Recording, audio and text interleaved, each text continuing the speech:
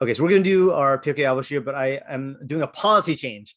All right, the policy change is when I taught high school, I used to make full PowerPoints with translations, of everything line by line, because high schoolers. And then I continued that into Lomdeha, and that at a certain point I realized like I don't need to do that anymore, and it's not the best use of my time. So then I switched to just Word documents, but I still did translations. And now I'm going to take that one step further, which is that, of course, I'm going to translate everything verbally, but I realize the amount of time it takes for me to write out all the translations is not the best use of my time. And especially now that I'm writing articles, then I think it's better for me to use my time the other way. So what that means practically is I'm going to have the sources in Hebrew on the screen, but I'm just going to translate it verbally. So what this means for you is that if you want me to repeat anything, like, feel free to ask. It's not a matter of I totally don't mind repeating stuff. I just can't afford the hours and hours and hours of typing out the translations. So that's the change, and I'm going to try sticking to it unless I do like a special shiur, like a Sunday shiur. Okay, having said that, let us get started. All righty. We are up to Avos Perek Gimel Mishnah Vav. This is the next Mishnah in the series. And as usual, we have the two versions of the Mishnah. We have the standard one and then the authoritative version. Here, the difference is not very extreme. Okay, so, I will still translate the main text. I'm just not going to translate all the Mefarshim.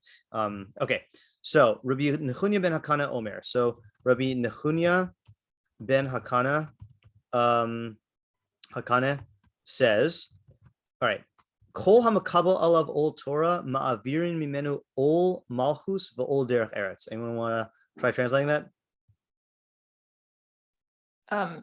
Anyone who accepts upon himself the yoke of Torah, okay, it's like taken off of him. The yoke of kingship and the yoke of I guess there's different things that derech eretz could mean, but maybe like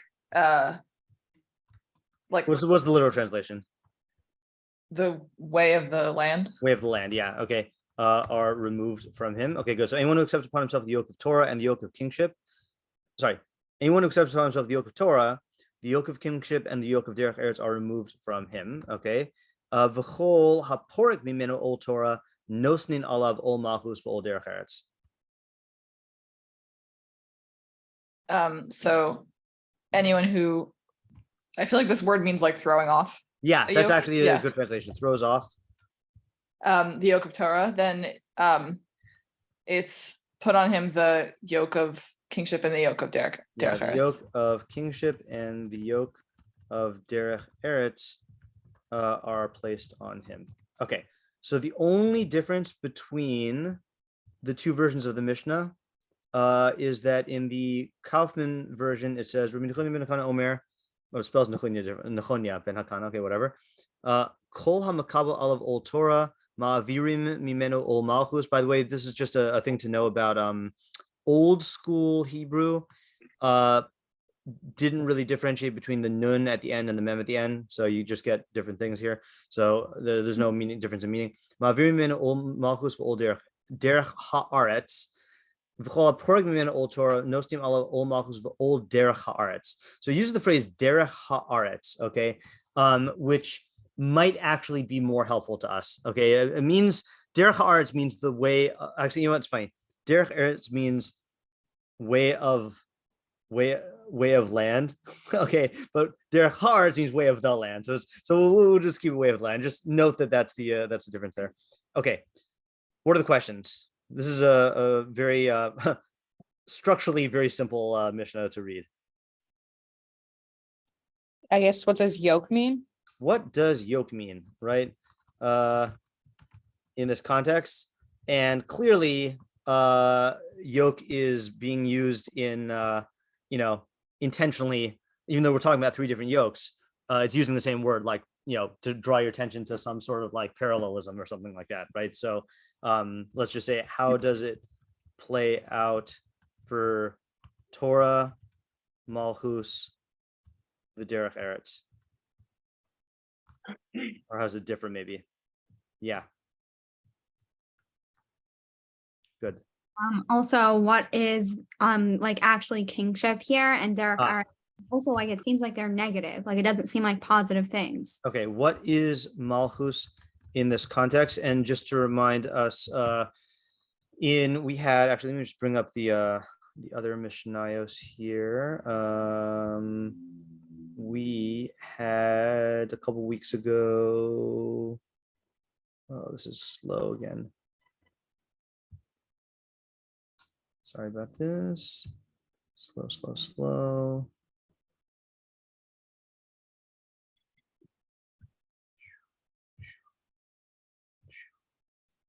We had, who was it? No, not Rabbi Shimon. Who was it?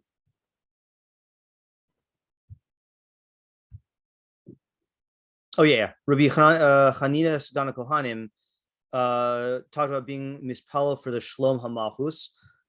And Malchus there, we had the same question, which is this specifically a monarchy, like with a king, or is this any government, any governmental power? So let's just say, is this specifically a monarchy with a king, or is it any government? Okay. And then and then Rifki asked another question, which is the implication is that the ol malchus and ol derech eretz are bad, right? How? Yeah, Vanessa? Oop, you're on mute. How does one accept or reject the yoke of Torah? Like, what is that process? Okay, good. All right. So what does it mean to accept upon oneself, and cast off the old Torah? Yeah, Alex? I'm not sure if this is necessarily a good question, but I was curious about like the transactional nature of it, where it's like having one means you don't have two, not having Torah means you will have. Okay, yeah. So so let's ask that as what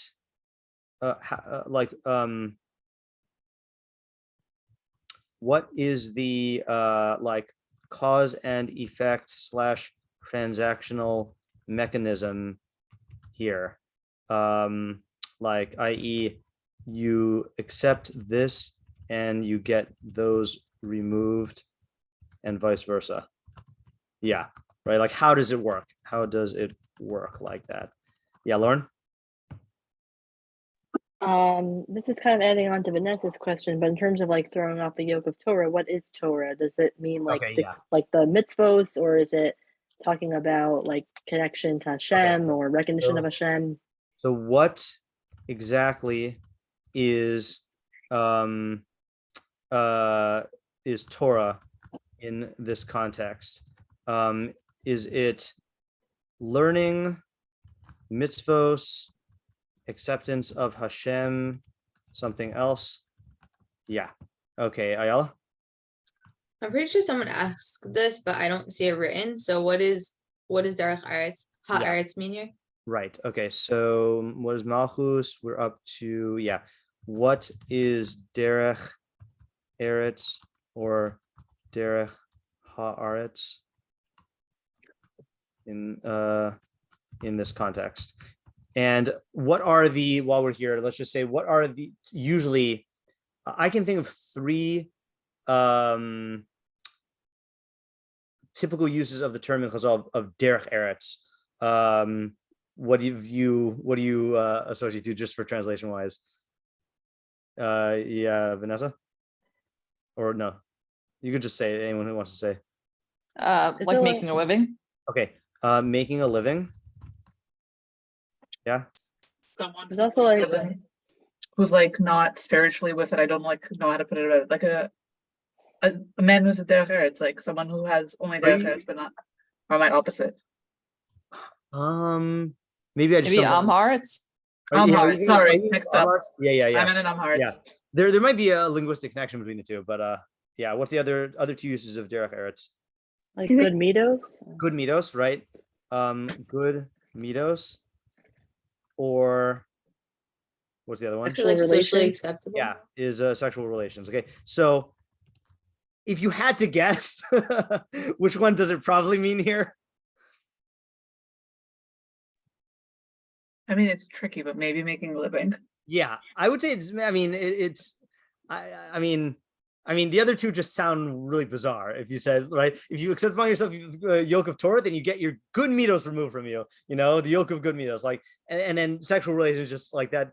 So you're telling me that like you know, like all the tzaddikim and chasidim and neviim, like, you know, yeah, it's just, you know, we're gonna assume him he's making a living, but you know, let's ask this question though, okay, which is and why is it referred to as ol derech eretz?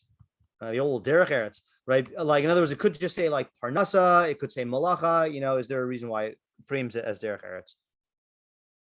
Okay, yeah, Vanessa. What's the connection? Why are malchut and derech eretz paired together? Why Okay. are we not just saying Okay, it that's could be also just like, if you take upon yourself Torah, then you shunt off the physical world, or like okay, good, worldly good, good. concerns or whatever, but that's not Okay, what yeah, it's saying. I actually meant to include this. This is going to either be the same question or a similar question that the Abrabnel asks, which is, let me just see if I could find it here. In our numbering, it's 5. So he says, so his commentary is called the Nachalas Avos. He says, Kasha lahem od ma ra'a Rabbi Chuni ben Hakana shelo bir schar acher lechachamim hamukavlim lehem ol Torah. He says, why doesn't he explain any other reward for accepting upon yourself the yoke of Torah other than you get the old malchus and old derech removed from you? Why doesn't he say that you get others out of other bad situations? So in the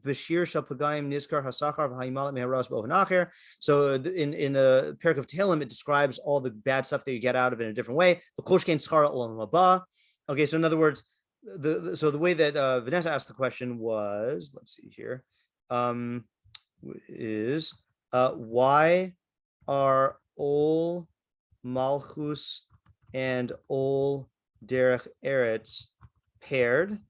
And maybe the Rambam knows a different question. Just your question reminded me of it, which is, why is this the benefit advertised by Rabbi Nechunya, however you spell it, ben Hakana?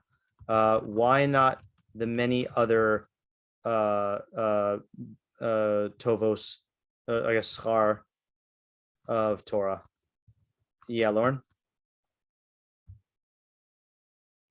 Another like question on that is kind of like, I'm kind of thinking like, how does this relate to a chassid? Because right, but if I'm thinking of the explanation of idea of this mishnah, I'm kind of thinking maybe referring to like people that don't necessarily like are learned in Torah, and like it's saying if you cling to Torah, you can, you know, it'll be easier for you to keep the laws of the land, or easier for you right, to like make a living. But like, you know, that seems like a more someone who's not connected to Torah, but a chassid, you would expect them to be connected to Torah, and like right.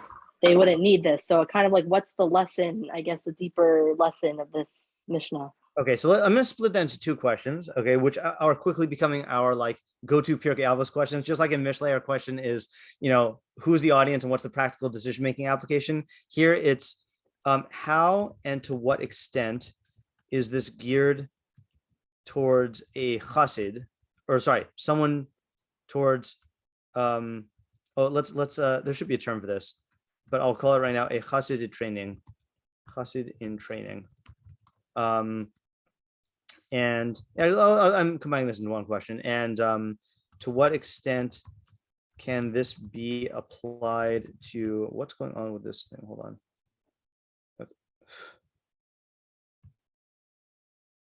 Okay, my calendar is blocking this. Okay, and to what extent can this be applied to the average Jew? And then also, why does a chassid in training need this, right? What is the hava amina? I don't know if this all should be one question, but I'm asking it as one question. In other words, we had, for example, in the last mishnah, someone who is awake at night and like goes on the path alone, is liable for his soul, for his life. So we said, like, why would you think that that you're not liable for your life? So here too, why would you think that, like, why would a chassid in training think that he shouldn't be makabel the old Torah, or that he wouldn't get all malchus removed from him? Okay. Sorry, I know this is very basic. What's a havamina? Oh yes, sure. So havamina. Okay. I used to be really good at explaining this. Okay, so I'll give you an example. Havamina literally means I would have said or I would have thought. And the havamina in Gemara terminology is like is the false assumption you would have made if you didn't have the statement. Okay, so for example, if I tell you like by the way, like let's say your mom tells you, by the way, I'm going to feed you dinner tonight. You'd be like, why would I think that you wouldn't feed me dinner tonight? Like that's the havamina. Yeah. Thank you. Yep. I'm glad you asked. Okay. I feel like those are the main questions. There's a question in here that that I'm gonna just kind of add to 6. What does it mean to accept upon myself and to cast off the yoke of Torah? So like the Mishnah is speaking in binary terms. Like I can accept the yoke of Torah or I can cast it off. But is it really binary? Like what if you not, like, is it possible? I mean, it's hard to know without answering question 6. Is it possible to not accept it upon yourself, but also not cast it off? And what is the fate of such a person? So I'm going to just ask that as, moreover, the Mishnah is speaking in binary terms, i.e., either you accept it or cast it off. But is there a middle ground? Yeah. So what you're saying is just getting me thinking about the actual wording. I don't know if this is trivial, but like, why did they use Mavirin and then Porik? Like, shouldn't it be the same? Oh, I see what you're saying. Yeah. Right. So I think I'm gonna just answer that linguistically, which is Ma'avirim. Okay, let me think 1 second here. Okay, no, that's a fair question. Well, I'll tell you what I was going to say, but it might still be relevant. Is that Porik is like what Tamar says, like you cast it off. Ma'avirim means it's removed from you. So the words just are smoother in terms of who is doing the action. If you're doing it, if you're like taking off your own yoke versus if it's being removed from you. But it could have said, like, it could have used it like you are ma'avir me'al me'alav kol ha'ma'avir me'alav old Torah. I think it's just the way it is. Also, Porik comes from the lashon of or is related to the lashon of hefker, of like ownerless, of like like rejecting or going against an authority. I'm actually not going to write the question now. I think it's a good question, but I think it's just I think linguistically this is just how we typically say it. Yeah. Okay. Any other questions? Can you scroll to the questions for a minute? Yeah, sure. Let me see if I can get them all in one on the screen. Oh no, my computer's slowing down again. Yeah.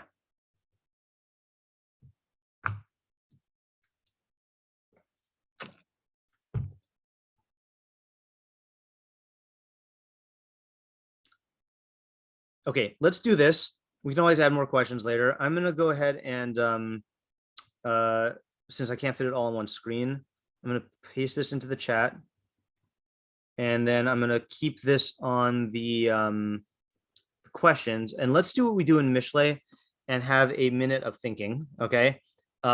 Before we try to answer these questions on our own, and then we'll go to the Mefarshim like we usually do.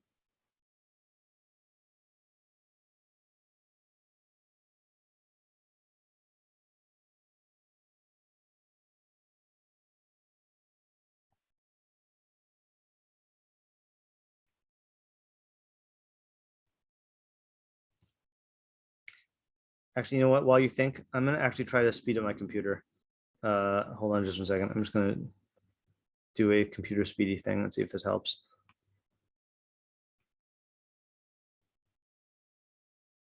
I know I just made the screen share not work, but how to do this.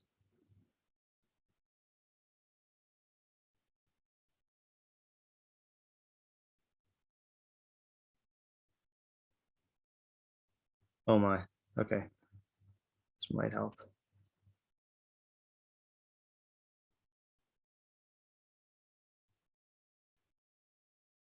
Oh, my computer's not making noises anymore. That's good. Okay, let's try this now.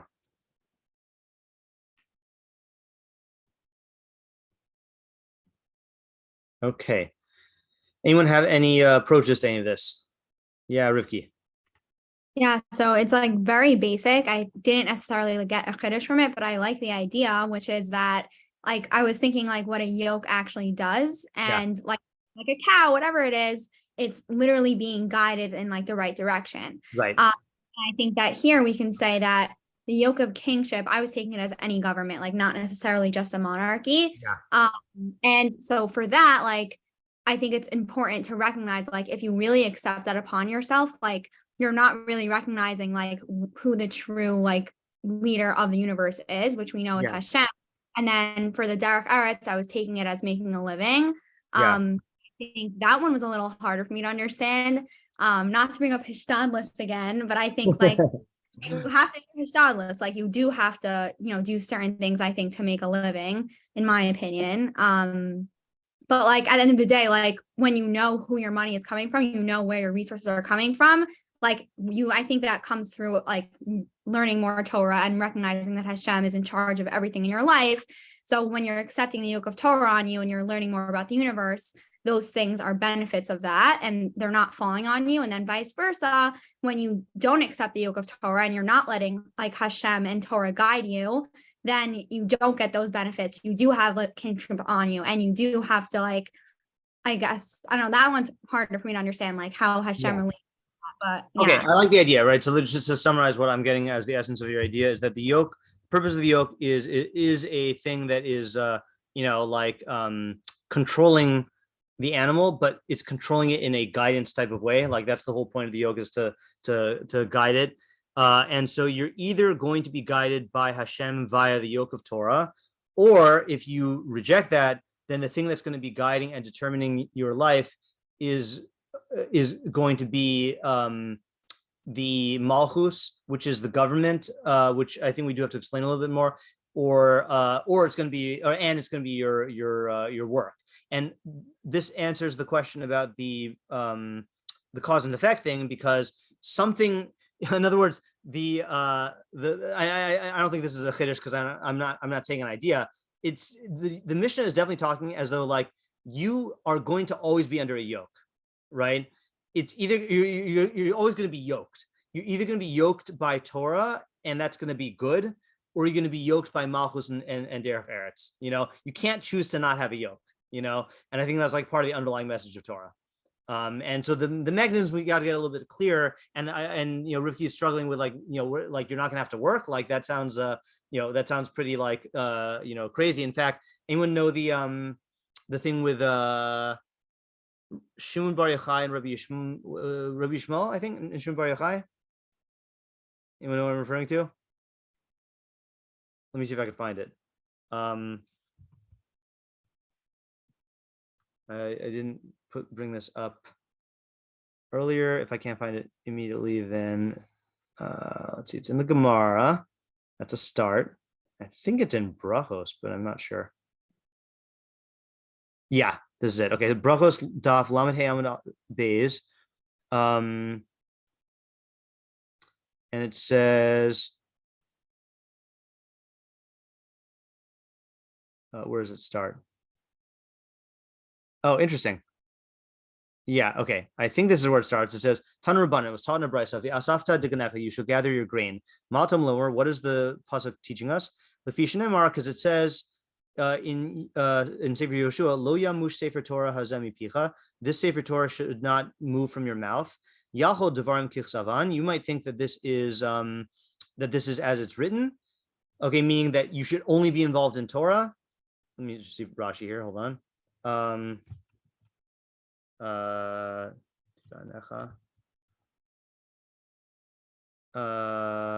Yeah, shelo yasok b'derech eretz. You might think that when it says don't let the Torah be removed from your mouth, you might think that you should. Hold on, I'm in the wrong place now. Hold on. Yeah, I think it means you might think that that you don't need to work. Tam lower, so the pasuk says v'yasafta derech, you shall gather your grain. Hanhig behen minhag derech eretz, which means you should conduct yourself in the manner of derech eretz, which means you should like work for a living. Okay, divrei Rabbi Yishmael. Okay, that is the words of Rabbi Yishmael. This is machlokes. Rabbi Shimon ben Yochai Omer. Rabbi Shimon ben Yochai says, Efshar Adam Chorish b'shas Harisha v'Zureh b'shas Zuria v'Kotzer b'shas Ktsira v'Dash b'shas Disha v'Zureh b'shas Haruach. Is it possible that a person will plow at the time of plowing, plant at the time of planting, reap at the time of reaping, thresh at the time of threshing, and winnow at the time of winnowing? Torah matela. What's going to happen to his Torah? Ella bismanshi Yisrael osim rasono shemalkom malachtan nasis al yidei acherim. So rather, what does it mean? It means that when the Jews are fulfilling God's will, then their malacha will be done by others. Shneamar v'amdu zarim v'ra'ut zonecha. It says in Yeshayahu, foreigners will rise up and they will pasture. They will take your sheep to pasture. And when the Jews are not doing God's will, then their malacha is done by themselves. You shall gather your grain. And not only that, the work of other people will be done through them. You will serve your enemies. And here's the maskan of the Gemara. So how do we paskin? Do you work or do you not work? Amar Abaye says, Harbe asu Rabbi Yishmael also biadan. Many people did like Rabbi Yishmael, which is the one who says that you should work, and they succeeded. Rabbi Shimon ben Yochai also biadan. And many people did like Rabbi Shimon ben Yochai, and they did not succeed. So it's interesting because it's not a psak, because famously Rabbi Shimon ben Yochai and his son were like sustained miraculously, so it worked for them, but it's Abaye is basically saying not advisable. So that's a long way of saying that what Rivki's question is true, which is like, it's difficult to say you just don't work, like you suddenly like just don't have to work anymore. Okay, but a good approach, Rivki. Okay, Tamar, what do you have? So I think this is actually kind of an elaboration on what Rivki was saying, and maybe will be helpful for the mechanism. Sure. So I was thinking of partially, I like this idea of it being something that sort of directs you, but I think it's also it's like a burden. Yeah. It is and heavy, I think that it's oppressive because it forcibly steers you, Yeah. And I think that you could say that you could be making a living but not be forcibly steered. I think when you I think that like in terms of mechanisms, I feel like maybe one of the mechanisms is like priorities. Like I was listening to a shiur. I trying to remember what shiur was that it was like. This was from Rabbi Chait, where he said something like, people go into like business and they feel like that what they're working on is really important because they need to feel like they're doing something important. Right. Yeah. Which like, okay, I mean, whatever. But the idea of like, if you don't have anything else going on, I actually was listening to a podcast today where someone said they like had a successful startup and then they had like a successful job, then they left and had a startup and then it succeeded and it got bought and then they went and had another startup.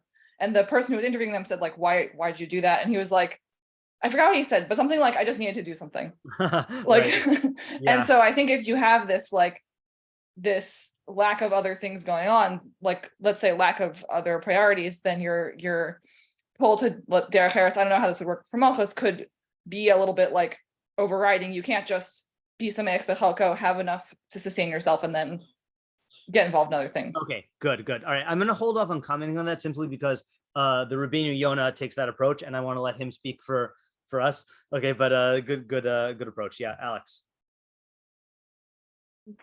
Yeah, so I kind of got ideas based off of those with my own kind of twist to what the idea of a yoke could be. Yeah. At the end of the day, when an animal is yoked, what it's doing is occupying itself with like hard labor. Right. So I kind of interpreted it as like, laboring over something. So if you're gonna toil really hard with something, it's better to be toiling with like Torah as opposed to like politics or like your like livelihood things. Okay, so that's another good aspect of yoke, which is that it is you are yoked for a reason, which is for labor. Okay, and so like I said, you're always going to be under a yoke. So that's true, and the yoke is always going to involve hard work. Like you can't get out of hard work, which is part of the message to this. And the question now is, what are you going to be working hard at? Is it going to be like for the government or for your job, or is it going to be Torah? All right, that's good. Good note there. Yeah, Vanessa. I don't know how much of this is repetitive, but like I think instead of saying like either there's a yoke of Torah or there's a yoke of malchus or derech, I think all of these are on us all the time. Like we're living in the physical world, like we have jobs, we have needs to fulfill, and we're also spiritual beings, we're Jews, we need to coordinate what we have, whatever, we have avodah to do. So maybe I think this resolves number 6 more, just like to accept or reject oneself isn't to pick one yoke over the other, it's more of like a tipping skill. And like if you're putting more effort into the Torah, then the other 2 burdens are a little lightened on you, like maybe Hashem was the load, or maybe it just becomes lighter because you've put your efforts in other places, so it's not weighing on you as heavily. Whatever. Okay, yeah, that's good. So you're going to see that the Rambam is going to support your view, and this is, I think, an answer to what Rivki was struggling with, which is like, is it really true that these things are going to be removed from you, or is it okay, let me actually add this as part of the question here, which is also, hold on, I'm in Hebrew, still in Hebrew, yeah, okay. Also, is this absolute or quantitative? In other words, so Vanessa's suggesting it's quantitative, that it's not like you are you accept Torah upon yourself and then the other 2 yokes are just completely like vanished. It's like, to a degree, like to whatever degree you do this, then you're going to have that. So I think that's a good addition there. There's a question we forgot to ask, by the way. Well, I guess we kind of asked this here. Also, okay, is this a natural result or is this hashgachic, i.e., like God intervenes in nature to bring it about? Okay, it's ambiguous from the Mishnah itself. Okay, yeah, Lauren. Yeah, so I think I'm combining a lot of these different ideas, but I feel like Torah is maybe like what's the prime mover of like your decision making, or not decision making, but like action. So like if you don't have Torah, then you're bound by the laws of the government, and you're also bound by like, I need to make a living for my family. But if you have Torah, then that like supersedes everything. And I guess like one thing I was thinking about is that it's possible that like government law may go against the Torah. Right. And I was thinking that maybe like that just shows that like Torah, for someone who has a Torah, they know that that's necessarily like not the right thing to follow. And then that's what guides them. So they're ultimately making the right decision, even though it's necessarily somewhat against the government, but the government isn't always right. Yeah. So that's okay. I guess that's what I was thinking about. Okay, that's good. I like the use of the term prime mover in this yoke mashal. That's and then as far as the government thing, I think this is also going to relate to Vanessa's question, which is or Vanessa's point, which is like,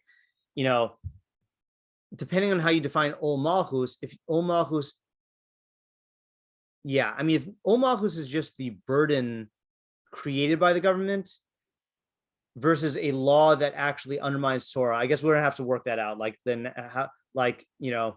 how does that get removed? Right. I don't think it has to be something that undermines Torah. I guess maybe that's just like a nafkamina, if that's the right term, but like I guess like you ultimately know that like Torah guides your life. So if there ever is a contradiction, Torah will outweigh it. But it could just mean in general, government, I feel like I need to do this because of the government, versus like, I know I should do this because it's like paying taxes, because that's like the moral thing to do.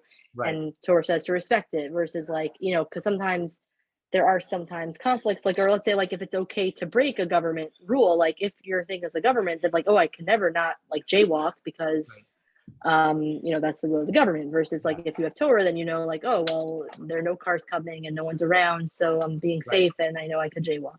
Right. Yeah. Okay. All right. That's it's good point. And that question we'll have to see how it plays out with the interpretations. Rivki.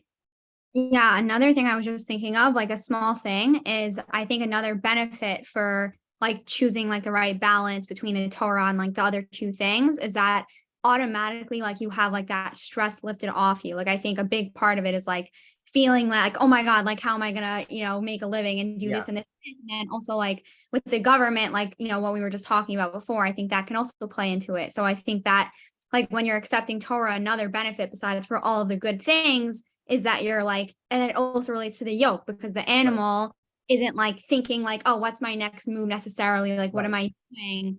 Right. It kind of removes the possibilities of lots of other directions and conflicts. Yeah, exactly. And I also just had a question, which is I'm just still not really understanding like the extent of like how this applies to like normal people. Yeah, right. Okay, but what you're saying though is right now you are saying that this does seem to be a natural thing, right? Yeah. Okay. Good. All right. So yeah. And I'll also hold off on the natural thing on the question about to what extent does this apply to normal people until we read the Mefarshim, because I think we're gonna have to make a judgment call there. Yeah, Ayala?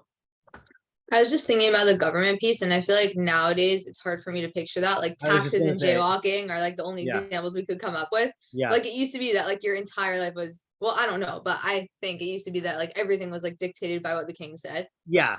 Government, what we should think of for government is like an authoritarian regime, not like America, not like a representative democracy, or a republic or whatever you want to call it. So yeah, like it's going to be much darker and grim, and think China and Russia and like Iran, not America and Britain and other things like that.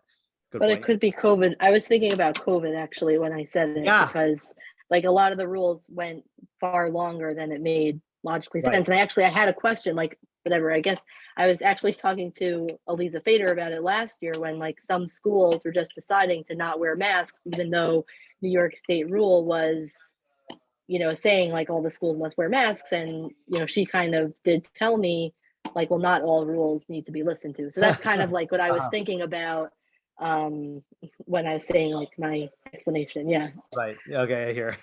Yeah. There are definitely times, places and laws in America that do resemble that, but I think Ayala is right that the norm is not going to be, is going to be that oppressive of a realm. Yeah, Vanessa, and then we'll go to Mefarshim.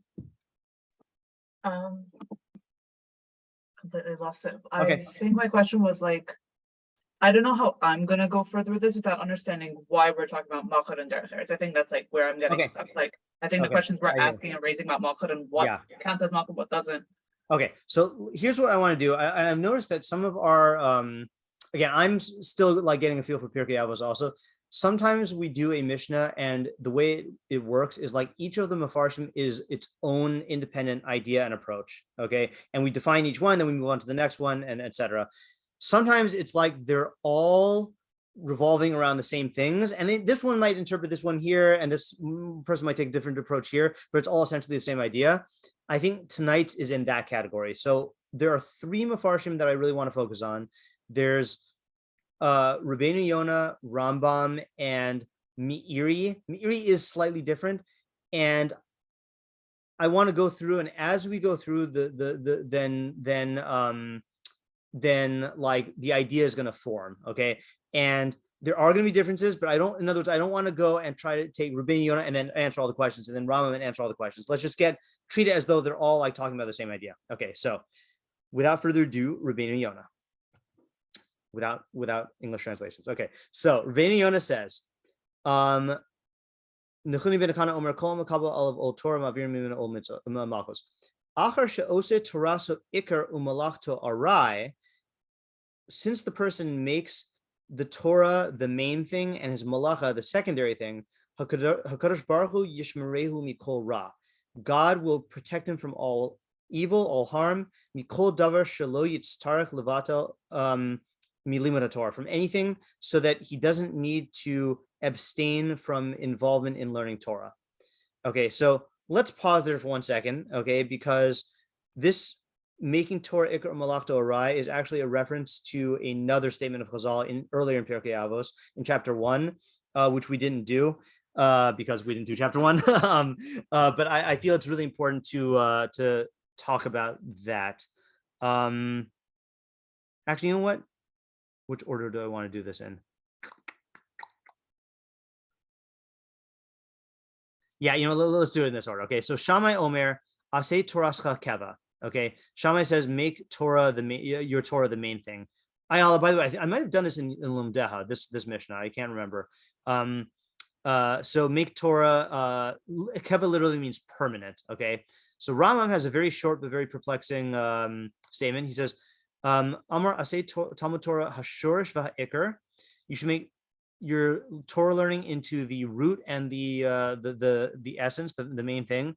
V'chol shar iskecha, and all of your other involvements, which is really talking about your business and your work, nimshachim achrav, are drawn after it. Im nizdamin, nizdamin. If they happen, they'll happen. V'im lo nizdamin, lo nizdamin. And if they don't happen, then they won't happen. Meaning, if your business deal goes through, great, and if it doesn't go through, then it won't go through. And there's no harm in its failure, okay, in its negation. Okay, so I heard a shiur from Rabbi Chait on this, and he said, okay, I get it for the first part that you make Torah the main thing, and everything else is drawn after it. And if it happens, it happens, and if it doesn't happen, it doesn't happen. But how can the Rambam say that if the business deal falls through, then there won't be any harm? Like, what if there is harm? Like it's like some of these people are involved in multi-million-dollar businesses, or let's say you're counting on that to be able to pay your rent. So what does it mean that you won't be harmed? Yeah, Ayala. I was thinking of like a stoicism harm thing of like it won't harm your avodah Hashem or whatever. Okay, that's exactly it. So the way Rabbi Chait said it, I think is really good. He said the Rambam is not telling you an outcome; he's giving you a litmus test. Okay, which is he's not saying that if it happens, it happens. If it doesn't happen, it doesn't happen, and there will be no harm. He's saying if it happens, it happens. He's saying your mentality should be such that if it happens, it happens. If it doesn't happen, it doesn't happen, and this is not a harm. And like what I was referring to with the Stoicism thing is like Marcus Aurelius in book 4, chapter 8, which is I think it's book 4, chapter 8. I better quote this right. Hold on. I don't want to mislead people. It's funny. It's getting to the point where like I'm starting to remember chapter and verse just like in Mishlei, but 4:8. Yep. What does not make a man worse than what he was, neither makes his life worse than it was, nor hurts him without or within. Okay, that the only thing that harm means becoming a worse person for Stoics, and for us, harm means if it harms your avodas Hashem. So what the Rambam is talking about here is a person who makes his work ikr. So then a business deal loss is a real harm. If your whole life revolves around your work and you like we're counting on this deal coming together and it doesn't come together, then that's a real harm. Or if you are like earning a living and like you get fired, right? Like that's a real harm if your life is revolving around earning a living. But if your life is revolving around Torah and your job is a means of sustaining that, so then losing a particular job might create a certain practical challenge, but it's not a harm. The thing that you actually value in life, which is the learning itself, is not harmed. And there are many, God has many emissaries. There are many ways for you to earn a living. You live in a world where there are many resources available to you and many ways to earn your livelihood. So what the Rambam is describing is he's saying, how do you know whether your Torah is ikr? If you have this mentality where if my work happens, it happens. If it doesn't happen, it doesn't happen, and there's no harm in it. That's how you know that your Torah is ikr. So, any questions on that idea before we go back to Rabbeinu Yonah? Okay. So, and by the way, I'll just say the other side, which is like if you're, I think maybe the way that most of the people in this shiur can relate to this, I guess, because you either are in college or were recently in college or at school, is like, there are people who will like, let's say again, I'm teaching yeshiva. So like there are guys who are in yeshiva who are like learning, and they have their chavrusas and they have their sadarim, they have their shiurim. And like the question is,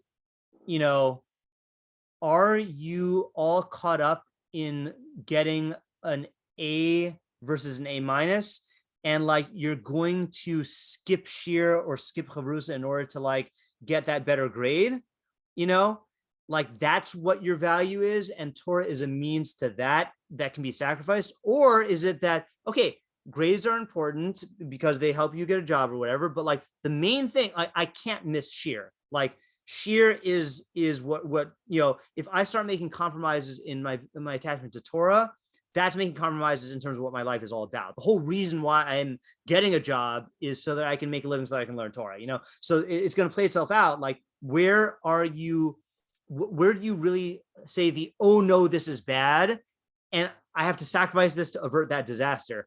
Is it in work, this is bad and I have to sacrifice Torah to do that? Or is it the other way around? Like if I miss the Torah, that's bad. And like, I'll have to like make work in order to like get to Torah, that's the real test here. Each of you can do your own soul searching about that. Okay. Okay. So back to Rabbeinu Yonah. So he says, so first of all, I know I said we're not going to go back to answer the questions, but it's clear Rabbeinu Yonah is not talking about Shmiras HaMitzvos. He's talking about Limud Torah. He says that explicitly. He's saying that if you make Torah Iker, and then God will protect you from all harm, so that you won't need to abstain from your learning of Torah. Now, I think, just going with Ayala's approach here, when it says will guard you from all harm, then it does not mean that magically you're going to be protected from harm, and it doesn't even mean hashgacha you're going to be protected.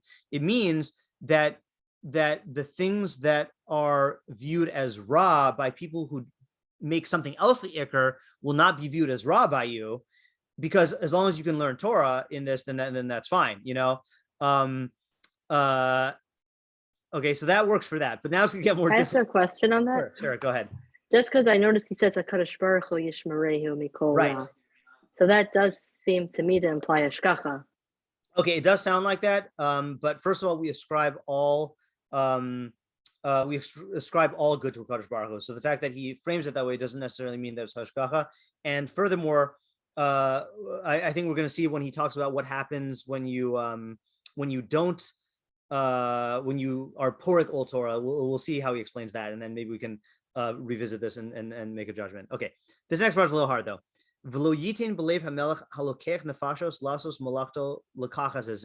And God will not place into the heart of the king who takes lives or who takes souls to basically to conscript this guy for his work.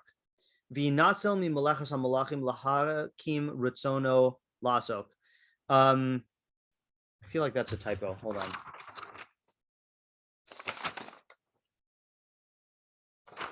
Lahakim. Yeah, there should be the word Torah there. Lasok Torah. So God will not place in the heart of the king the desire to take this guy and conscript him for his work, but instead he'll save him from the labor of kings in order to uphold his will to his desire to be involved in Torah. Okay, so that definitely sounds like God, direct intervention, but hold on for a little while. I want to complete the picture.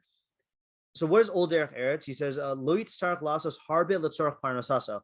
He will not have to do a lot of work for his livelihood. Uvima'at yaspik lo l'kedei chayav. With just a little bit, he will have enough to be able to live. Ki malachas hatzadik misbarechas, because the work of a tzaddik is blessed. V'nafsho samecha bechelko, and his soul is happy with what he has. Okay, so maybe this is a little bit of both. In other words, malachas hatzadik misbarechas might mean that God will aid him through hashgacha in making his work successful, but correspondingly, a tzaddik is not going to have the same desires as the person who makes his malacha ikr, so he will be able to be happy with less, And I think I gave a shiur last year on this week's parsha. Hold on just a second. No, wait, it was either shiur or it was a Stoic Jew podcast. I think it was a shiur. Hold on a second. Vayishlach. Wait, Vayishlach is, I'm a parsha ahead. Wait, yeah, the Vayetze. We're at Vayetze, right? Vayetze. Huh. No. Vayetze. Yeah. Yaakov Avinu makes a neder. And one of the ideas in the neder is, let me see, Bereshis 28, 16 through 2. I'm just saying this now because it's in the parsha. Hopefully you can listen to the shiur. I should post that shiur. 28. So when he's talking with Hashem about like the conditions of saving him from let's see. So this is after he wakes up from his dream. Okay,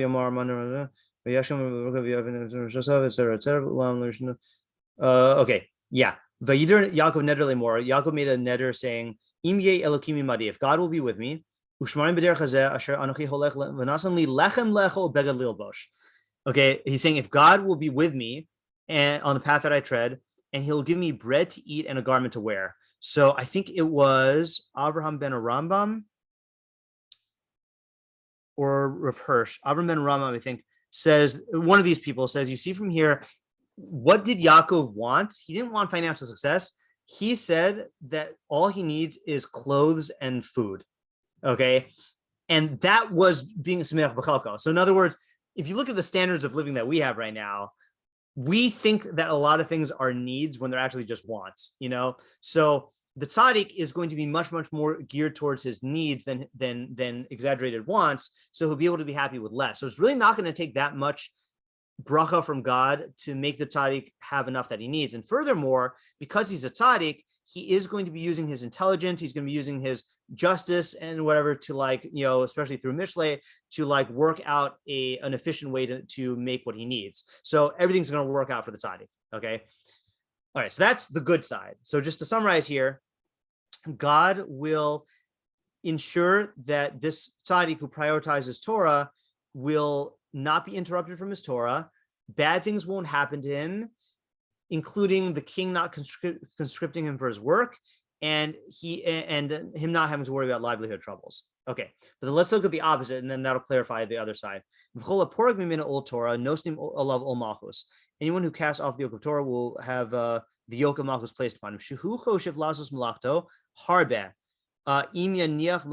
He thinks that he's going to be able to do a lot of his own work if he leaves aside the work of Torah.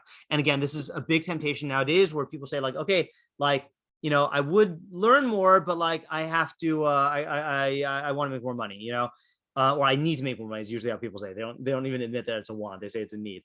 God will thwart his plan. And God will put in the king's heart the desire to take this guy to do his malacha for him. So this is a pasuk in Mishlei that says, the heart of a king is like streams of water in the hands of Hashem. Wherever Hashem wants to turn it, he'll turn it. So if you look at the Rabbeinu Yonah on that pasuk, it makes it sound like he holds that God controls kings directly. Okay. I have my own shot on that based on my understanding of how God does and does not intervene. But simple reading of the Rabbeinu Yonah is he's saying like God is going to make the king like he's going to place the desire in the king's heart to take this guy for his work. And remember, this is like in the olden days, like the king would conscript able-bodied young men to like build the palace and stuff like that, or like put him in the army, you know? So that's the type of like work that we're talking about. Yeah, Ayala? So maybe this is what you just, like the idea that you're not saying, but do you think it could be like, maybe not according to Rabbeinu Yonah, but that like the way society functions and like the way the king will choose workers is by like looking for certain qualities, and someone who's prioritizing their work to this extent is going to get chosen by the king, as opposed to someone who's prioritizing learning. Okay, so I was hoping someone would say that, and the person who says that is the Meiri. Okay, I'm going to read to you from the Meiri, and then I'll call on you, Vanessa. So the Meiri says, Amar she'ol Torah tavri min ol malchus, the yoke of Torah will remove from him the yoke of malchus. Ki malchus lo tatrichehu lavodasa, the malchus will not bother him, will not burden him for his work. Achar shu nosin libo hisbodidus. Once he sets his heart to, hisbodidus is like isolating yourself to be involved in Torah. Okay, hold on just 1 second. Is that the thing I wanted?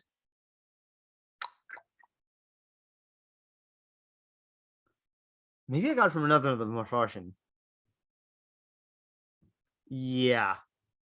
Okay, I must have seen another of them that I didn't put here, but I think Ayala is correct. Is that like, you know, who? Okay, let's put it in modern terms. Okay, and this is not necessarily like, okay, what is the equivalent of like the malchus like interfering with you? What's the biggest way in which the malchus interferes with people now? I know that's like in America. I know that's like a loaded question. And then think along Ayala's lines, like that. This guy who's like making work his priority. In our society, what is it? Having to pay taxes. Right? Taxes, right? Is taxes, right? Now, again, I know in theory, like whatever, taxes on whatever. But the thing is like this guy who's making tons of money, well, governments want money, right? And so the government is going to take this guy's money. Now, in the olden days, it might take the form of the government actually like seizing your assets, or like seizing your ability, like in I mean, this is again, I don't know what goes on in China, but like in China, the government really can just intervene in your business and like can make you do stuff that you don't necessarily want to do, so like I was saying, it's going to attract attention, and so I was explaining it naturalistically and it still is Hashem is still controlling the heart of the king, but how? Through the psychology of kings, through the psychology of through the laws of economics, and it's all causally goes back to Hashem. Yeah, Vanessa? It sounds like it's hashgacha, and it's also just natural. Like Hashem is what's determining what's happening to you. Yeah. And your own Torah study or lack thereof is what's going to allow you to see what he is or isn't giving you. Correct. Yeah, I think I definitely think you can read this Rabbeinu Yonah two ways. You could read it entirely through Hashgacha Klalos, or you could read it as like a combo of Hashgacha Klalos and Hashgacha Pradis. But there's definitely Hashgacha Klalos in here, the way he's explaining it. Yeah, Ayala? Maybe just to go back to one of the original questions, I think Vanessa was asking about like why these two things specifically. Yeah. Maybe like these are the two areas which are like pressures that will cause you to do something. Like either like you need to sustain yourself like physically, or there's someone else making you do it. Yeah. Okay, that's good, right? Meaning that the king here, and this is I'm taking a little bit more liberties than what you're saying, which is king here is just the greatest example of someone who can force you to do stuff. For example, like in Mishlei Psukim, when you see a pasuk about king really means any authority figure in Mishlei, so it uses kings because kings have absolute power, but it could be your boss, it could be like someone who's just like wealthy, who has like a lot of power. It could be some sort of leader. So yeah, some external thing versus internal needs. Okay, let's just do the last paragraph from Rabbeinu Yonah. The old derech eretz shihu torech v'noded achar michyaso. He will like work, be burdened, and wander after his livelihood. And he will not be able to find it. Okay, why? He says gam ki yimtze'ena lo yismach v'chalko. And even when he finds it, he will not be happy in his portion. V'chol yamav lehevel yiyagea lahashir ulahosif osher al oshro. And all his days will be spent in futility of exerting himself to become wealthy and to increase wealth upon his wealth. In Yishnamar and Koheles, as it says in Koheles 5:9, Ohev kesef lo yisba kesef. One who loves money will never be satisfied with money. V'nimtzu kol yamav yotzein ba'amel v'yagia. Turns out all of his days will be spent with exertion and toiling and weariness. V'lo yihye lo menucha lo olmean. He will never have rest. So that's clearly a naturalistic thing. That's the opposite of Sameach v'chalko. Yeah, Vanessa? This is not directly related. I'll ask her later. Yeah, go ahead. I've noticed that I've been not translating, but for the purposes of this mission, I've been thinking of derech eretz as like societal pressure or like the way of like society. And I'm wondering if that has any validity. Interesting. In Rabbeinu Yonah, that's not how he's using it, because he is tying it specifically to earning a livelihood. But I do think that a lot of the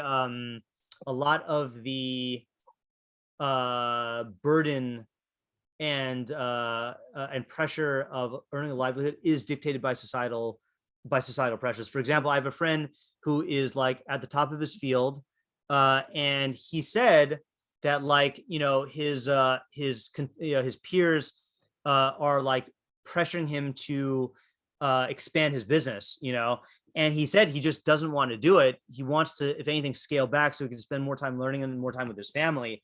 But he said there's just tremendous pressure. Like in his field, people don't just stop and say, okay, my business is big enough. So he said it's creating a lot of stress. And so that would be like the type of overlap between what you're saying and what Rabbeinu Yonah is saying. Thank you. Yeah, I want to give my favorite example of when he says, so he divides two things. He says he's looking for his livelihood and he won't be able to find it. And even when he finds it, he won't be happy with it. So I want to read my favorite example of this. I feel like I read this in a recent shiur, and I don't remember if it was one of our shiurim or one of my shiurim in yeshiva, when the Rambam is talking about the evils that people cause to themselves, which he says are stem from a desire for excess. He says that the soul, when accustomed to superfluous, this is the Mora of Nevuchim 3:12, my favorite chapter in the Mora of Nevuchim, I think. The soul, when accustomed to superfluous things, acquires a strong habit of desiring things which are neither necessary for the preservation of the individual nor for that of the species. This desire is without a limit, whilst things which are necessary are few in number and restricted within certain limits, but what is superfluous is without end. Now here's his examples. For example, you desire to have your vessels of silver, but golden vessels are still better.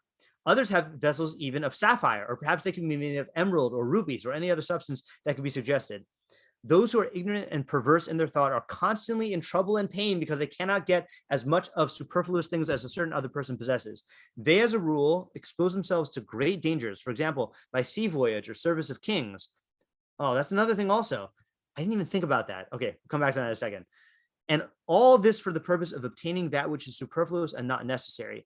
When they thus meet with the consequences of the course which they adopt, they complain of the decrees and judgments of God. They begin to blame the time and wonder at the lack of justice in its changes, that it has not enabled them to acquire great riches with which they could buy large quantities of wine for the purposes of making themselves drunk, and numerous concubines adorned with various kinds of ornaments of gold, embroidery, and jewels for the purpose of driving themselves to sexual indulgence beyond their capacities, as if the whole universe existed exclusively for the purpose of giving pleasure to these low people. So this guy who the Rambam is describing is convinced that he needs emerald goblets. Like, I need them, and that's why I have to go overseas to make this money, But so that's what I think the Rabbeinu Yonah means here when he says he won't be able to find what he needs, because this guy's needs are so exaggerated beyond what he actually needs that that of course he won't be able to get it. And then when he does get it, he won't be happy with it because it's all rooted in fantasy, Now the and that's why he quotes Koheles, that the one who loves money will not be satisfied with money.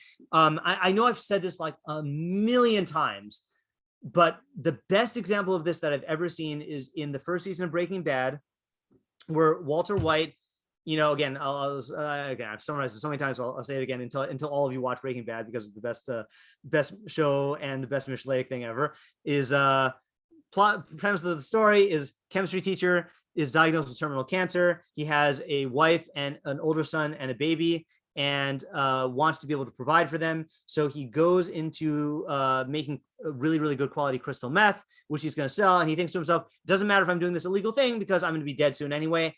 So the very first scene where he makes his first a batch of meth and then sells it and gets money.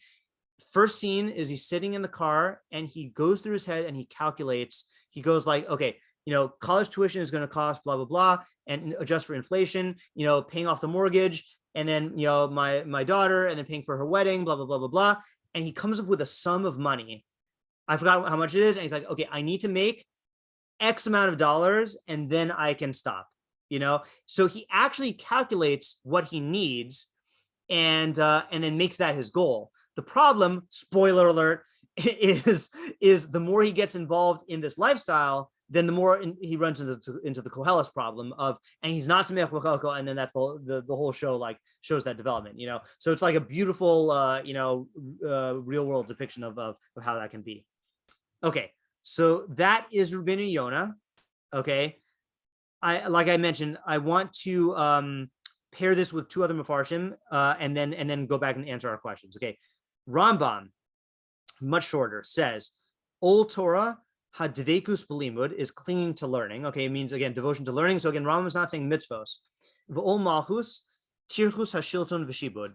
Oh, sorry, I forgot to say the aha moment. The reason why I said aha, anyone catch why I said aha when the Rambam said that this guy who's looking for stuff will expose himself to great dangers, example, by sea voyage or service of kings? Did anyone else have an aha moment there?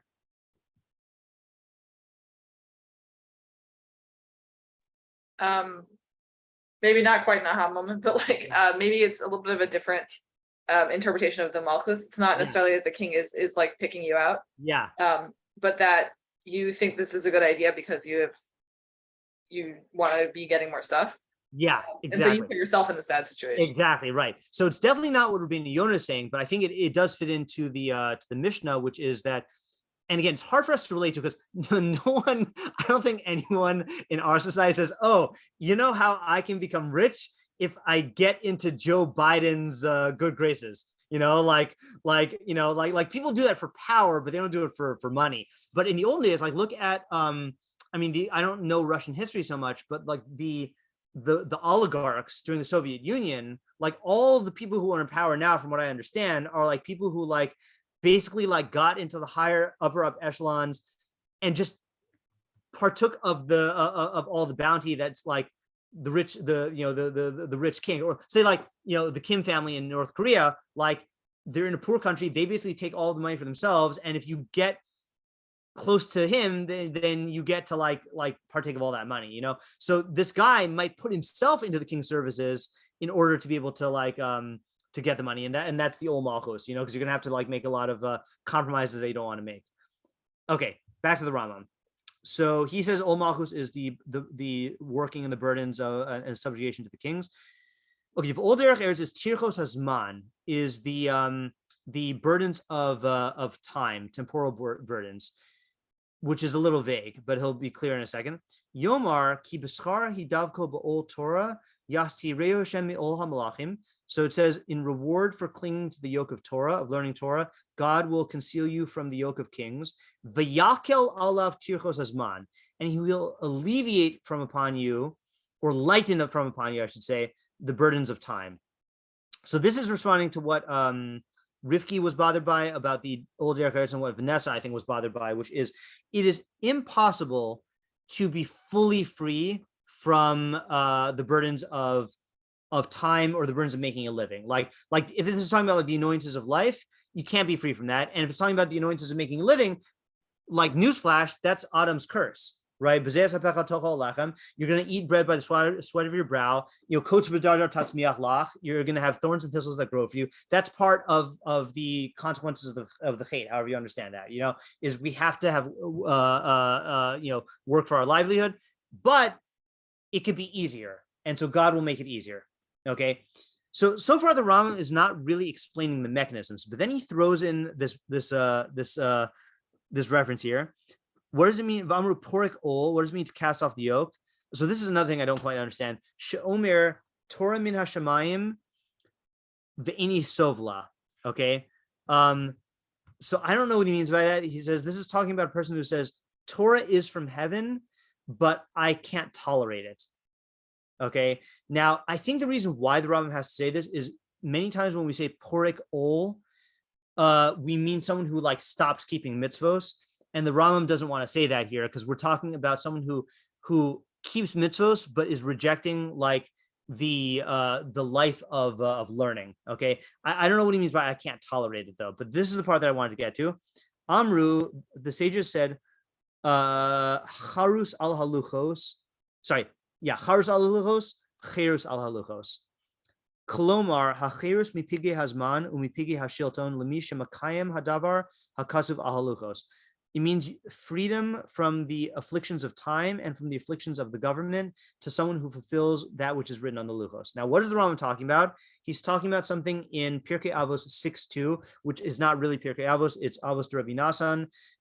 And this is a drasha which says like this. Amar Rabbi Yeshua ben Levi. Yeshua ben Levi says, B'chol yom vayom. Oh, you know what? Maybe this is slowing things down. Let me close these folders. Rabbi Yeshua ben Levi says, "B'chol yom vayom baskol yotzas mehar chorev umachrezes vomeras." Each and every day, a heavenly voice goes forth from Har Sinai and decrees and says, "Oy lahem labrios me elbona shel Torah." Woe unto the people for the offense or the affront to Torah. Shekol mi she'eno osik ba Torah nikra nazuf. Anyone who is not involved in Torah is called rebuked. Shnemar, as it says, Nezim zahav ba'af chazir isha yafa vasaras tam.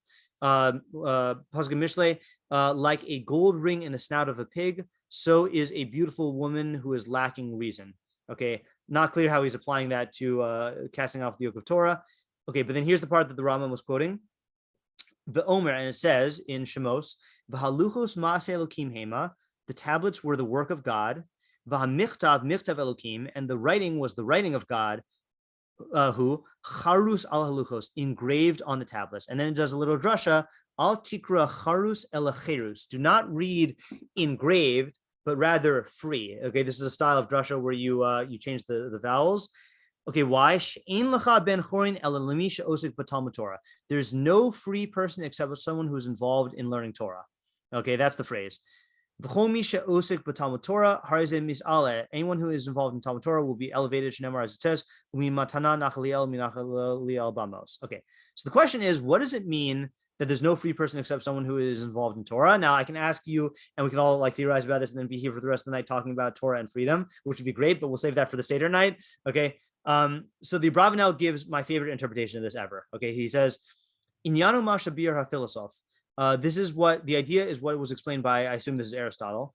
Shehahachna'a el hadas ina shibud. Subjugating yourself to law is not servitude. Avahu cheros. It is freedom. Lefisha hadas fahan hagasa, because law, and he's talking about like righteous law here. I think he's talking about like ethical laws. Ethical laws and ethical governance, mivim ha'adam el shleimus amidos, will bring a person to perfection of midos. Velihios sichlo ben horin, and it'll make his intellect into a free man. Velo eved latavosav, and his intellect will not be a slave to his desires. Okay, so that's what Aristotle said. Now he's going to apply this to Torah. V'lachein amar, and therefore he said, al takshov shemisha. Therefore the author of the Mishnah says, al takshov shemisha eno osik b'Torah im heyosa shikari nazuf hine yikari ben chorin munach l'ritzona v'chefzo bilti meshuba l'mitzvos Torah. Okay, so he says, don't think to yourself that if you abandon Torah, then the only thing is you'll be called rebuked, but you will be free because you're doing whatever you want. Okay, and I think a lot of us, either consciously or like unconsciously, have this feeling that like people who are not keeping Torah, okay, fine, they are, punished by God and they're rebuked by God, but they are free. Okay, like they're living the free life. Not so. Not so. There's no free person except someone who involves himself in Torah. Why? Torah guides you to perfection. And you will become a free person who is not a slave to your desires. Okay, so that's what Torah does, is it perfects your intellect and perfects your midos and frees you from being a slave to your own emotions. Okay, and it attaches this idea to the phrase of engraved on the tablets, the fi shahaya lomar chakuk, because the pasuk could have said it could have used the normal word for engraved, chakuk, aval nichtav charus, to teach you that through the luchos, meaning the mitzvos and the Torah, you will gain true freedom. So that's the idea that the Rambam was referencing here.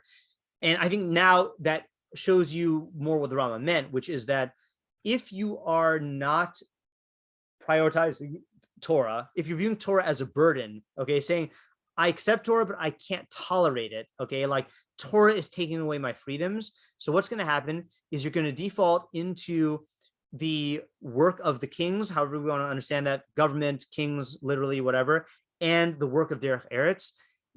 And you will be a slave to all the emotions that come from those things, and you will not be perfecting yourself through Torah.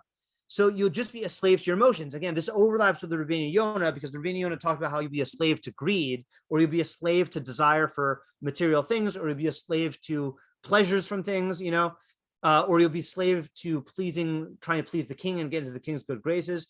The point is that you'll be a slave, and that burden of that slavery will fill your life with many, many obstacles and pains and like annoyances and sorrows.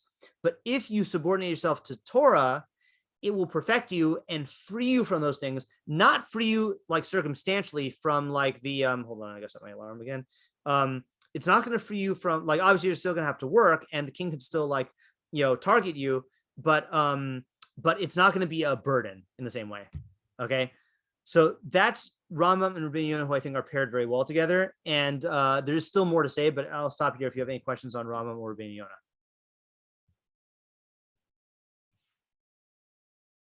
I think they're both very the same. They have like very, very slight differences.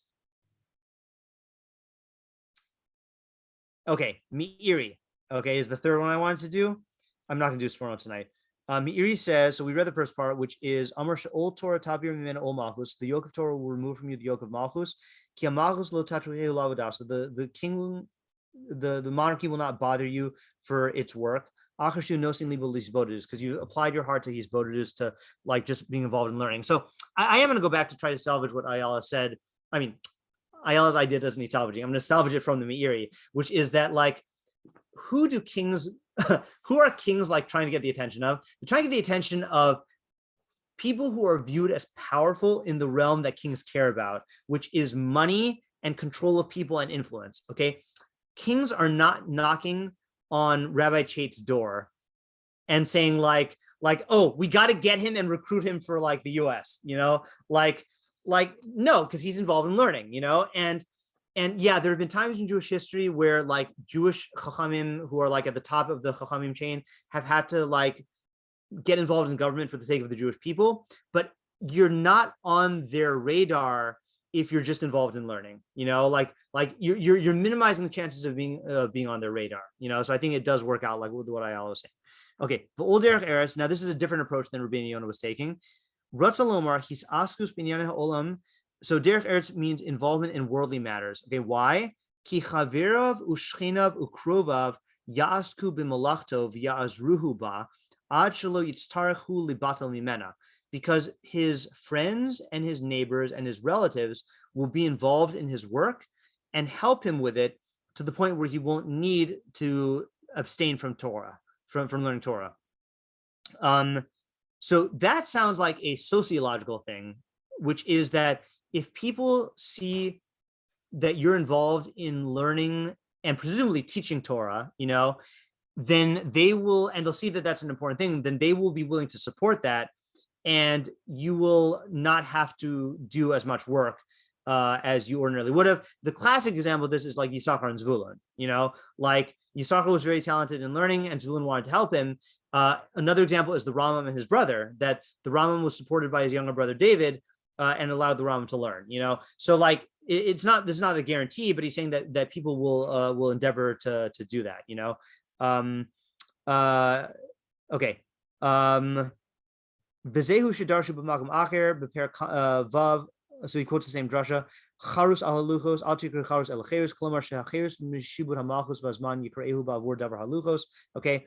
V'chol porg mimenu ol Torah roslam shem abed zmano b'iske ha'olam. So what does it mean that he casts off the yoke of Torah? It means that he wastes his time in worldly matters. V'eno nosein libo lehizbonim b'Torah, and he doesn't apply himself to contemplate Torah uv'drachaha uv'mitzosaha, and its ways and its mitzvos. Okay, so not substantially different except for that one point. Okay, so let's go back to the questions now, try to answer all of our questions, and then we'll wrap it up for tonight. Okay, so let me just state the main idea, and then we'll go through the questions. Okay, so the main idea, as I understand it, is you are always going to be under a yoke. Okay, meaning you're going to be making something into an ikar through what you devote your time to. Your time and energy and your emotional investment. Okay. So either you're going to make Torah your ikar, in which case the things you will care about, the areas where you tap meaning. Oh, you know why I'm saying the phrase tap meaning? Hold on. Maybe I have to read this. Okay. I have to read this. All right. Ayala, you know what I'm going to read. Maybe, no, this is water. Yeah. So when I was given, this is a shiur I gave to Migdal on the mishnah of Asay Torah Keva, and I was like, why did I quote this is water by David Foster Wallace, because it works here. Okay, so he says, this I submit is the freedom of a real education, of learning how to be well adjusted. You get to consciously decide what has meaning and what doesn't. You get to decide what to worship. Okay, now as we read this worship thing, think yoke. Okay, you get to decide what yoke you're going to take upon yourself. Okay. Because here's something else that's weird but true. In the day-to-day trenches of adult life, there's actually no such thing as atheism. There's no such thing as not worshiping. Everybody worships. The only choice we get is what to worship. And the compelling reason for maybe choosing some sort of God or spiritual type thing to worship, be it JC or Allah, be it Yod Vavke or the Wiccan Mother Goddess or the Four Noble Truths or some inviolable set of ethical principles, is that pretty much anything else you worship will eat you alive. If you worship money and things, if they are where you tap real meaning in life, that's where that somehow got into my head, then you will never have enough, never feel you have enough. It's the truth. Worship your body and beauty and sexual allure, and you will always feel ugly. And when time and age start showing, you will die a million deaths before they finally grieve you.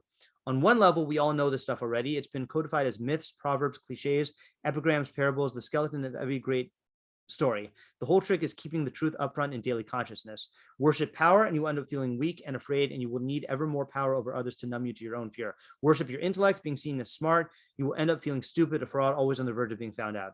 But the insidious thing about these forms of worship is not that they're evil or sinful, it's that they're unconscious. They are default settings. They're the kind of worship you just gradually slip into day after day, getting more and more selective about what you see and how you measure value without ever being fully aware that that's what you're doing. Okay, so that I think applies to this. Oops, sorry, hold on a second here. Sorry if you type in the chat. I'm gonna. I just said this to my morning shiur. I'm gonna hold firm with my policy of never looking at the chat. So you can either say it or you can text me afterwards if it was private. Okay, so the main idea here is everyone, you're under a yoke. You're worshiping something. You're tapping value and meaning somewhere. So if it's Torah, so then two things are going to happen. One is positive. One is negative. Is removal of negative. The positive is you will perfect yourself and you will become free. Okay, by making your intellect a ben chorin and not a slave to your taivas. And that's going to have the removal of the negative is that the yoke of kingship will be removed from you, which means that you're not going to be on the king's radar. You're not going to be in competition with the king. You're not going to seek out wealth from the king. If it's talking about like governmental or societal pressures of like value systems, you're not going to be subject to those pressures. And then ol derech eretz is making a living. Your standard of living based on needs is going to be more based on needs and not wants. You're going to chip away at all those fantasies. You're going to be sameach b'chalko, and the chelik that you're going to be sameach with will be much less, and you'll be better at doing your work, and you'll have hashgach on your side. So all of those yokes are going to be severely diminished or removed. But if you cast off the yoke of Torah, which is that you are not willing to submit yourself and guide yourself and labor, like we were saying earlier, labor for perfecting yourself in Torah. So then all of those other afflictions will creep in, and you will find yourself with the yoke of these other things, which are going to make your life miserable, in these various ways. And what turns out, so let's just go through the questions now, and then I'll see if you have any other questions. So what does yoke mean in this context? So yoke is, I'd say, the value system and lifestyle you submit yourself to, right? It's either Torah and learning it, or it is material success and like societal climbing the social ladder. Okay, if you want to say that for malchus. What exactly is Torah in this context? So according to all the mefarshim we've seen, it's learning Torah. It's not doing mitzvos. Okay, obviously you have to do mitzvos, but that's not what this mishnah is about. What is malchus in this context? I think that this could be any malchus. I think this could be a king. This could be society. This could be, like I said, like the power hierarchies. I think that these phenomena that we're talking about are going to play out no matter what. What is derech eretz? So it's making a living or normal pains of life. And I actually think that derech haaretz might even be better, because it means like most people suffer through their work life until retirement, like statistically, the vast majority of people. Oh, hold on a second. Now I'm quoting something else by mistake. Where do I put it? Hold on a second. Let me see if I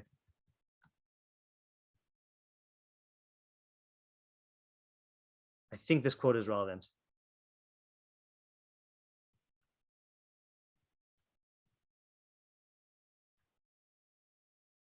Wait. No, all right, so I have to find it online.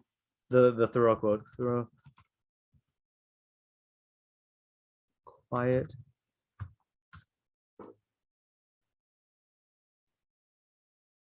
Yeah, this description of the yoke of mankind.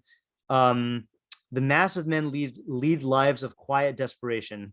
What is called resignation is confirmed desperation. From the desperate city, you go into the desperate country, and you have to console yourself with the bravery of minks and muskrats. Okay, this is a different thing. I find just, in other words, the quiet desperation and then resignation, I think, is a description of how a lot of people relate to the work life. Is like, I'm just stuck with this work until my retirement.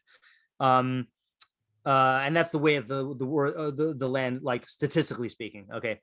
The implication, 5 question 5. The implication is that all malchus and all derech are bad. How? I think we answered that. 6, what does it mean to accept upon oneself or to cast off? So I think that is like what David Foster Wallace is saying, is it's a choice. You know, you have to choose to accept upon yourself the yoke of Torah by how you schedule your life and what you prioritize. You know, like, are you having a chavrusa? Are you going to shiurim? Are you like, you're reviewing your ideas? Are you like, listening to Torah shiurim in your free time? You know, and if you don't do that, then this other yoke is going to come in. And that's kind of what I wanted to answer to the L's question of mikabel is like an active choice and porik is like an active choice. Ma'avirin of it is removed from you is like the natural result. I think that's like why it uses those terms.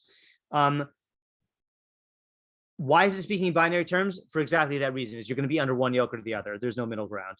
There is a spectrum, obviously. In other words, you could be a Rabbi Akiva, or you could be like people who are in Pirkei Avos here on a Thursday night. You know, like both of those are like devoted to Torah, but like it's a spectrum with 2 colors. You know, like red and blue or whatever it is. You know, it's not like there's a neutral ground. You know, you're either going one or the other. 7 was the cause and effect or transactional mechanism here. So we explained that was our whole thing. And it is quantitative and it is natural and hashgachic, that this has to do with psychology and economics. But also, I think that the more you align yourself with the old Torah, the more God will assist you. Why? And the less you do that, the more you'll be abandoned to your own psyche. Why are all malchus and all derech eretz paired? So that the closest answer we got was the answer that was suggested, that it's external pressures and internal pressures. The Abrabnel says another interesting idea, which does not fit in with what we're saying, but I want to quote it just because maybe it can inspire something. So the Abrabnel looks back at all of our mishnayos. So he says, Akavia ben Mahalalel had the suggestion to like avoid sin by contemplating 3 things. Okay. And Abrabnel says that is derech eretz, the fact that you were born and that you're going to die. Okay. And then Rabbi Chanina ben Skana Kohanim says, pray for the welfare of government. That's all malchus. Okay. And then all the rest of the mishnayos that we did in between are about learning Torah. Okay. So he wants to say that Rabbi Nechunim ben Hakana is making a definitive statement saying that what is the approach? It's not the approach of Akavia ben Mahalala of working on the old derech, like working on the derech eretz of like contemplating your natural fate. And it's not the approach of Chanina Skana Kohanim, which is like, the only way to get the proper life is to like pray to God that the government is at peace. Rather, learn Torah and that'll solve everything. That's the Abrabnel's approach. So it satisfactorily answers why he only talks about these 2. I don't know, but I think our approach is good also, is like external pressures of like the hierarchy of the outside and then the hierarchy of the inside values. I'm going to hold on just a second. I'm just going to answer the rest of the questions. 9, why is this benefit advertised by Rabbi Kana? I don't know. Why not many of the other rewards of Torah? Not sure why these 2. I mean, it's not really the rewards, it's really the yokes. And this does cover the yokes, so maybe that's why. And 10, to what extent is this geared towards a chassid in training, and to what extent can this be applied to the average Jew? I think that this is a sliding scale, and it is within any Jew's. Vanessa, I hope you're going to remember what you're going to say, because I want to read one more source. I hope this is within. This is within the ability of any Jew, and I want to read the last halacha in the Rambam and Sefer Zraim, which is apparently smack dab in the middle of the Mishnah Torah. This is the halacha famously called anybody can be a Levi. Okay, that's what the cool kids call it. Okay, so he says, so this is at the end when he's talking about Levim. Lama lo zacha Levi benachalas Eretz Yisrael ubizasa imechav. Why did Levi, the tribe of Levi, not merit in the inheritance of the land of Israel? Like Levim didn't get any land, just the cities. Ubizasa, and they didn't get spoils of war. Why? Because Levi was set aside to serve God and to minister to him. ulahoros rachav hayisharim, and to teach God's upright ways, umishpatav hatzadikim l'rabim, and to teach His righteous statutes to the masses. Shneimar, as it says, Yoru mishpatecha liYaakov v'torascha liYisrael. By the way, this is like Shevet Levi, so this is Kohanim and Leviim. It says they shall instruct your judgments to Jacob and your Torah to Israel. Lefikach, therefore, huvdulu midarchei ha'olam. Therefore, they are separated from the ways of the world. Derech eretz, as it were. Lo orchim milchama ki Yisrael. They don't go to war like the rest of the Jews. Lo nochlim. They don't have any inheritance. V'lo zochin la'atam v'kol gufam. And they don't acquire merit for themselves through their bodily labor. Elohim chel Hashem. They are the soldiers of God. Shneimar barech Hashem chelo. It says God blesses his army. V'hu baruchu zika lahem. And God makes them merit. Shneimar, as it says, or is the thing that they merit. Shneimar ani chalkacha v'naklasaka. I am their portion and their inheritance. Okay, so far he's saying Levi is set aside to serve God, so that's their portion. But then he says, "V'lo shevet Levi bilvad," not just shevet Levi. Ela kol ish mikol bai ha'olam. Any person from all of humanity, not just Jews. Okay, any human being. Asher nadva rucho oso, whose heart motivates him to do extra. V'hevin midato, and he understands with his mind, to separate from, I guess, from the rest of the nation, to stand before Hashem and to serve Him and minister to Him. L'dea as Hashem, to know God. V'halach yashar k'moshe asahu ha'elokim, and he walks upright as God made him. Uparak me al tavrav ol ha'chishbonos ha'rabim asher bikshu b'nei adam. He casts from upon himself the yoke. The yoke of the calculations that people do. Okay, that's like the calculations of of the schemes of like, how can I make more money? How can I get ahead this way and that way and that way? Harizenis Kaddish Kodesh Kadashim. He becomes holy of holies. He will become the portion of Hashem and his inheritance forever. And he will merit in this world that which is enough for him. Just like the Kohanim and Levim. Hari David Omer, as David says, Hashem menas chalki b'kosi ata tomich gorali. Hashem, you are the portion, the gift of my portion and my coast, my cup. You support my lot.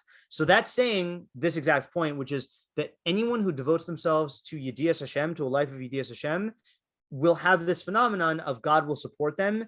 Whether you understand that like through Hashgacha Klalos or Hashgacha Pratis, that is a promise that is open to anybody. And that's something that even if you don't aspire to that, I think what our mission is saying is true to a degree to even normal people, but this is like the ultimate level. Okay, that's the end of the shiur, but I'll take questions and comments. Yeah, Vanessa.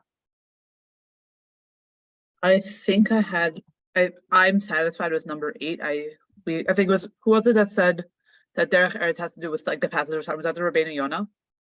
With the saying it has to do with what? The passage of time, derech eretz. Oh, that was the who was that? Rambam, I think. It was Rambam? Okay. Yeah, Tikos Zman, the burdens of time.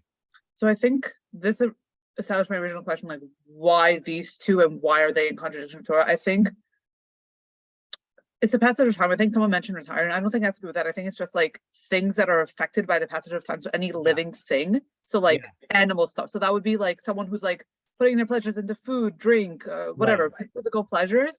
And then malchus, like I'm even doing this already, but like refers to like a social being, not a spiritual being, but a social being. So like we're human, but like any person. So like that's whether you're a slave to work or a slave to the government or a slave to like whatever.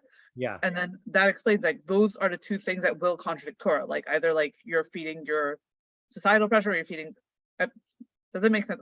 It was a quick moment for me. Okay, so I'm going to make one slight modification here, which is that I know you would want to say earlier that old derech eretz.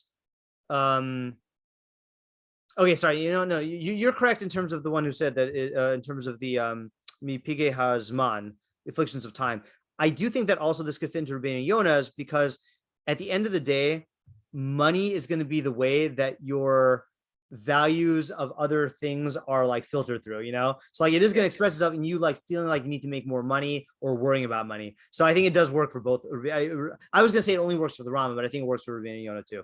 I think so. Also, I think also money can be both. Like money could either reflect like, oh, like social status and like wanting to get up in the world, and that like could be more malchus, where it's like, or it could be like, oh, I can get a new house and I can get a new car and I can get new like whatever. That's a good point. Good point. Yeah, good call. Okay, good. I'm glad you're satisfied with that. Yeah, tomorrow.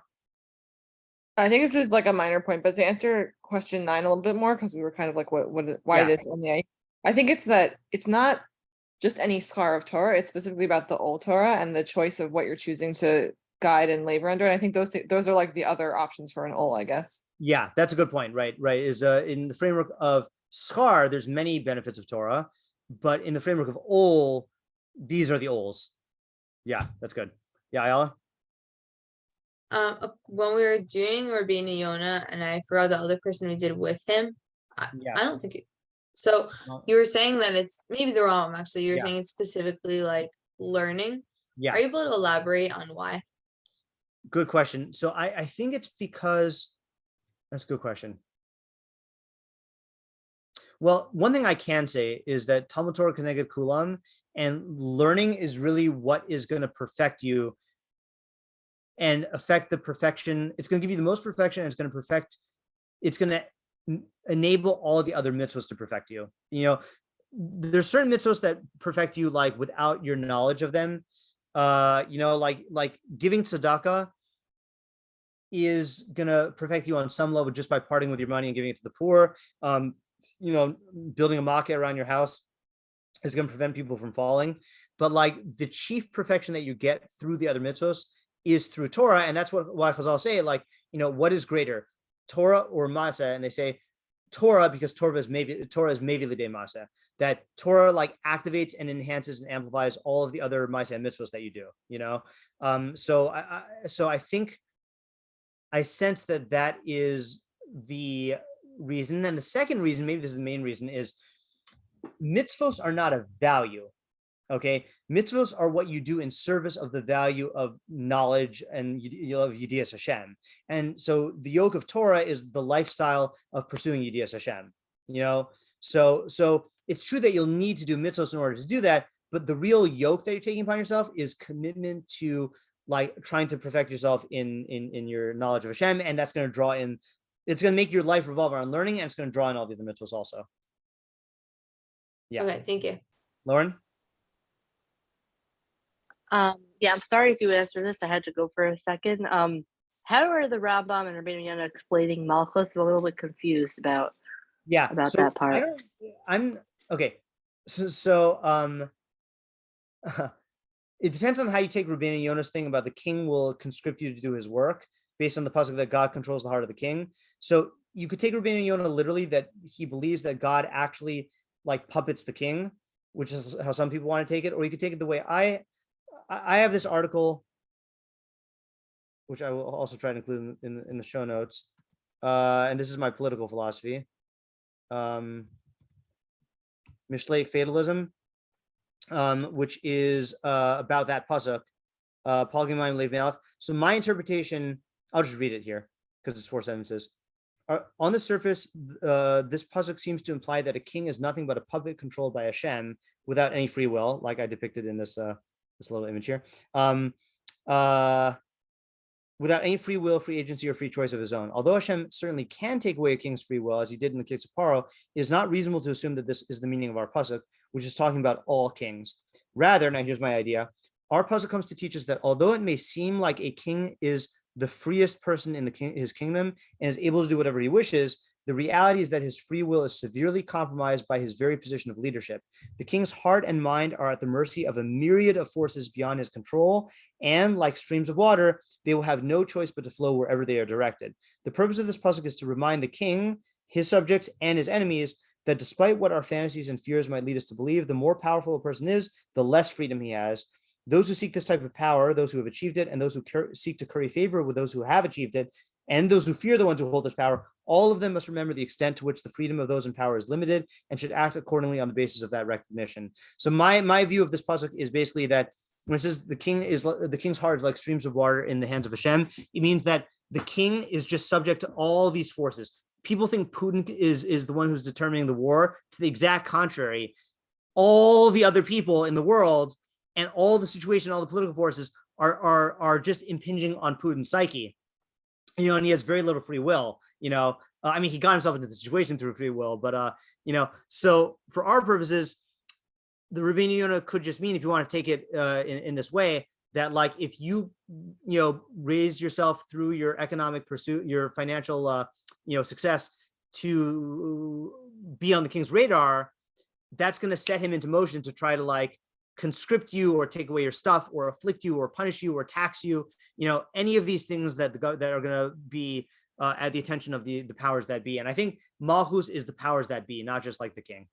That's my understanding. So it's not a specific thing. Like you read Rabbeinu Yonah and you're like, oh, the king's going to like hire you to do work.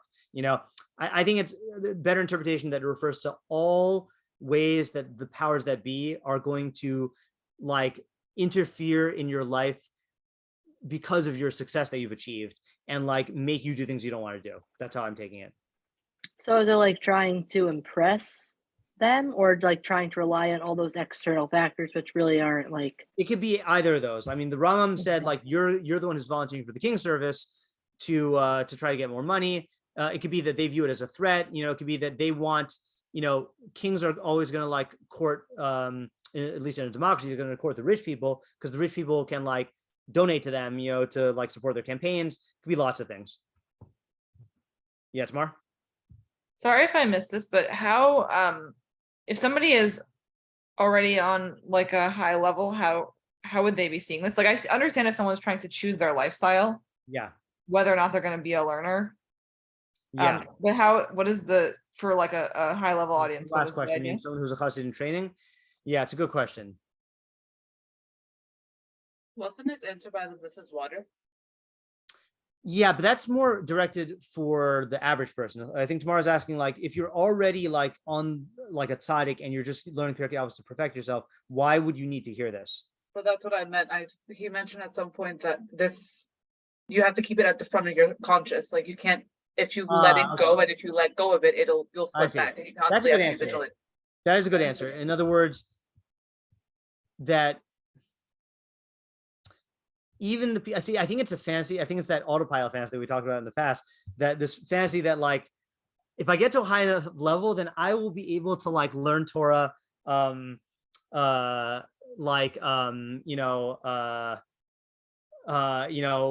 any like temptation otherwise, and I'll give an example of this, okay, without giving away too many details, is that there's someone I know who is one of the greatest Talmidei Chachamim I know, and he is dabbling in promoting, in like expanding his teaching to involve like a wider audience. And what he's worried about is if he devotes time and energy to promote his Torah through that means, first of all, the time is going to diminish from the time he spends in Torah, but then also he's worried about like the accolades. Like, let's say people love his stuff, it might get into his head, and that might make him like slip into that value system. So like when I heard that, I was like, oh wow, even people who like are like devoting their whole lives to Torah are still subject to this. And look, I mean, I'll give you an extreme example, controversial example, but it's Rashi, so it can't be controversial. The second to the last pasuk of Megillas Esther. The last pasuk of Megillas Esther. Last pasuk. Ki Mordechai HaYehudi Mishneh LaMelech Achashverosh. Mordechai the Jew was second to the king of Achashverosh. V'gadol Yehudim, and he was great for the Jews. V'ratzui l'rov echav, and he was favorable to the majority of his brothers. Okay. Of his fellow Jews. Why to the majority? Rashi says, l'rov echav v'lo l'chol echav, but not to everyone. Not everyone liked Mordechai. Why? Malamed, this teaches you shepirshu mimenu miktas Sanhedrin, a faction of the Sanhedrin separated from Mordechai, like they were against him. Lefi shenase karv l'malchus, because he became close to the government. V'haya batul mitalmudo, and he stopped learning. Okay, so even Mordechai got close to the malchus and stopped learning. And look, I'm not blaming him, but the Rambam had to, in the end of his days, work for the Sultan and barely got any time to learn, so like, it's so like even people who are on a high level do need to keep this at the forefront of their minds and prioritize it. And it's a constant battle, you know, like it gets easier in the sense that you become more attached to learning and you become less of a slave to your taivas, but it's a constant battle. Hope that answers your question. Okay. Yeah. I think that's it for tonight. I think let's just take a sneak peek at the next mishnah. The next mishnah, I think, is the one that we referenced earlier, which is, this is back to Shechina. This is the one with the Shechina is with people who are 10, then 5, then 3, then 2, then 1. Okay, so back to Shechina stuff. Okay, that'll be Bli Neder for next week. And those of you who are going to participate tomorrow, I hope you bring some questions and we get a good question and answer. Okay, have a good good night, good Shabbos. If I don't talk to you tomorrow, and till next time. Thank you. Shabbat shalom. Thanks. Bye.